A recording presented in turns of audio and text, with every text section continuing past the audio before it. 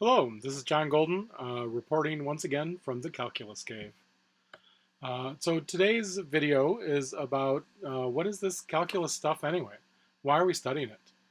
Um, so just a couple quick ideas about that. So firstly, I like to think about math as it was invented to solve problems.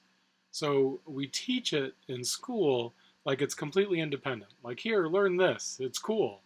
But really, people either invented things to solve specific problems or they discovered it while trying to solve problems.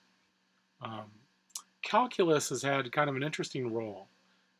Starting around kind of the mid 20th century, we had this space race with Russia. The Soviet Union launched Sputnik, and Americans freaked out. How could they be so far ahead of us in science? And there was a big effort to ramp up American math and science courses. A lot of the gains we've made have been because of that effort. It was a good thing. Um, but calculus was really viewed as kind of what we needed for engineers um, in particular, and for the kind of things that would produce a healthy space program. And so school mathematics was really constructed to funnel people towards calculus. And it was okay that some people dropped out after algebra or after geometry because it was really just about kind of teaching the engineers. And that's a shame. It really made um, algebra and then calculus gatekeeping subjects, right? It was viewed as something that only particular people could do. But we know from math ed research that's not the case. Calculus is a way of thinking, and it's accessible to everyone. Now there's projects that teach calculus in high school. That's pretty common. Middle school, or even to elementary school students, because the ideas are very natural and they're about um, what kind of a way of thinking about change. When we think about kind of the history of this, it really goes back quite far. There are two names that you'll hear kind of attached to calculus a lot, Isaac Newton and Franz Leibniz. But kind of why we needed it goes back to Galileo.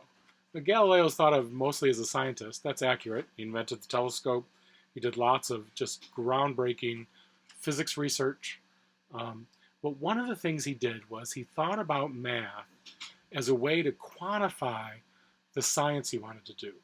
Before that, science was very much about kind of setting up an experiment and seeing what happened.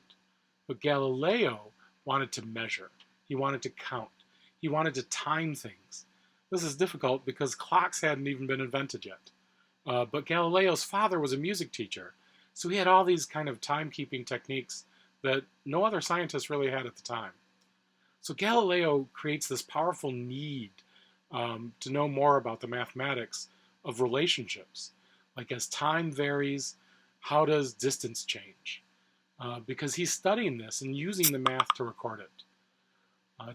Shortly after Galileo, Descartes came along. You might think about him in connection with philosophy. He's the one who said, "I think, therefore I am." But he also was an amazing mathematician. And one of the things that he invented was what we now call the Cartesian coordinate system. He came up with a way to visualize two variables, two changing quantities that were connected. If we thought about one as the input and one as the output, the way Galileo did, then we could see it on a graph. And now all of a sudden we could use all the tools of geometry that have been being developed since the ancient Greeks to study the algebra of these functions and relationships. In a way, it was going back to some very important mathematics that had been being done since the great Persian mathematicians. And the idea is that studying change, that does go so far back. There are great mathematicians in history, Archimedes, who seemed to have been very close to developing the calculus himself. Brahmagupta, a great Indian mathematician who came up with our first rules about zero and negative numbers, he was thinking about these ideas as well. But after Descartes, along came Johannes Kepler, and he did these very precise observations of the motions of the planets. And that is what gave the problem that Isaac Newton was trying to solve, for which he invented calculus. But he was still very shy about the ideas, so he didn't tell anyone. He just shared his solutions to those problems that he had used calculus to solve. But that created a huge need on the continent of Europe to know, how did calculus work? What was this math that Newton had invented? And Leibniz, who was a lawyer turned philosopher turned computer scientist turned mathematician, was able to independently develop the calculus as well. So this powerful set of tools for studying change, understanding how to kind of predict what's going to happen based on the information that we have now, revolutionized the world of science. And it became the foundation for a lot of the practical applications of mathematics. So that's why we're going to be studying calculus, and I hope you enjoy the journey.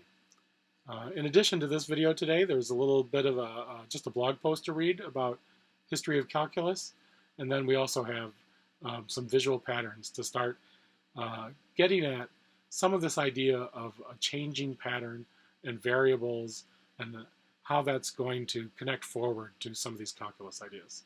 So thanks very much.